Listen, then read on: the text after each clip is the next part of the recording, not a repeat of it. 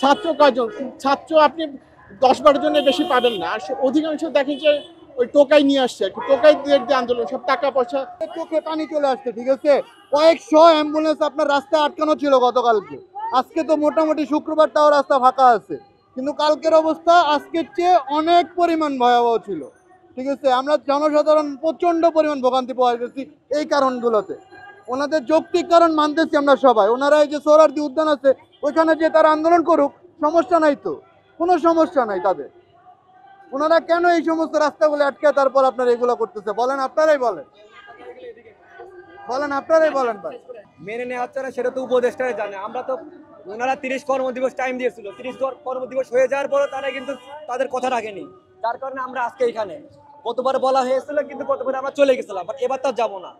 এটাই আমাদের কথা একটাই, আমরা জুলাই সনদ চাই, জুলাই ঘোষণাপত্র চাই, আর কোনো উত্তর নাই, এটাই উত্তর। যতক্ষণ পর্যন্ত আমরা আমাদের দাবি না মেনে নেওয়া হবে ততদিন পর্যন্ত আমাদের কর্মসূচি চলেই যাবে, সে 1 দিন 2 দিন 3 দিন বা 1 সপ্তাহ হোক। জিজ্ঞেস করছি যে আপনি কি কেন আসছেন, কেউ কিছু বলতে পারতেছেন তো। আর এখানে আরেকটা জিনিস কি, এখানে দুই পাশে দুইটা বড় বড় হাসপাতাল আছে, অ্যাম্বুলেন্স বলেন, বড় বড় গাড়ি, সব গাড়ি বন্ধ করে রাখছে। তো এটা 2 দিন ধরে যদি একটা মানে ঢাকা শহরে একটা ব্যস্ততম রাস্তা যদি বন্ধ থাকে, তো মানুষের কিরকম দুর্ভোগ হয়। মানুষ উল্টা রেগে যাচ্ছে আর কি, এগুলো হাসাহাসি করতেছে। এখানে আপনি দেখেন যে ছাত্র কয়জন? ছাত্র আপনি ১০-১২ জনের বেশি পাবেন না। আর অধিকাংশ দেখেন যে ওই টোকাই নিয়ে আসছে আর কি। টোকাই দিয়ে যে আন্দোলন, সব টাকা পয়সা। জিজ্ঞেস করছে, একজন 500 টাকা পাইছে, একজন রাত হলে খাবার দিচ্ছে এখানে। তো এই খাবারের লোভে কিছু মানুষ এসে বসে আছে, এছাড়া আর কিছু না। আপনি বিশ্বাস না হলে ঘুরে ঘুরে দেখেন কারা করছে, তো বোঝা যাচ্ছে এটা সরকারি একটা ইন্ধন আছে। কারণ আপনি দেখেন যে আধা ঘন্টা 1 ঘন্টা আগে এখানে ব্যারিকেডগুলো তোলা হয়েছে, কালকে রাত থেকে গতকাল এবং আজকেও পুলিশের ব্যারিকেড ছিল। তার মানে পুলিশ এখানে সাপোর্ট দিচ্ছে যে আপনারা বন্ধ করে রাখেন, ঠিক না? এখনো কিন্তু পুলিশ চাইলে কিন্তু কিছু কিছু মানে বাস ছাড়তে পারে, কিন্তু ছাড়তেছে না। মাত্র হচ্ছে সাইড লাইন দিয়ে কিছু কিছু বাস যাচ্ছে, কিন্তু মূল রাস্তা সব বন্ধ। তো আপনি একটা রাজধানী শহরে যদি 2 দিন ধরে, হ্যাঁ, আপনার শাহবাগ যদি বন্ধ থাকে, কত মানুষের দুর্ভোগ হচ্ছে।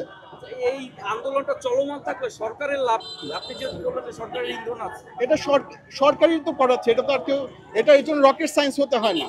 কারণ হচ্ছে কি, সরকার দেখা যায় তার সমর্থন আছে, কিন্তু তারপর যে এটা আসলে হিতে বিপরীত হয়ে গেছে। কারণ এখানে ভেবেছিল যে অনেক অনেক মানুষ আসবে, বৃহস্পতিবার শুরু করেছে, কারণ ওরা ভেবেছে যে শুক্রবার দিন ছুটির দিন, হ্যাঁ, জুমার নামাজ পড়ে এখানে হাজার হাজার লক্ষ লক্ষ মানুষ চলে আসবে।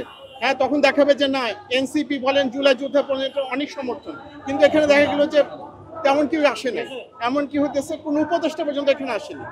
তো যেহেতু কেউ আসেনি, তো এটা কি বোঝা যায় যে এটা মানে একটা ব্যাকফায়ার হয়ে গেছে আর কি। এখানে যদি বেশি মানুষ আসতো, তখন সরকারের উপদেষ্টা কেউ এখানে আসতো। যেহেতু এখানে কেউ আসতেছে না, তো এই জন্য আর কেউ আসতেছে না।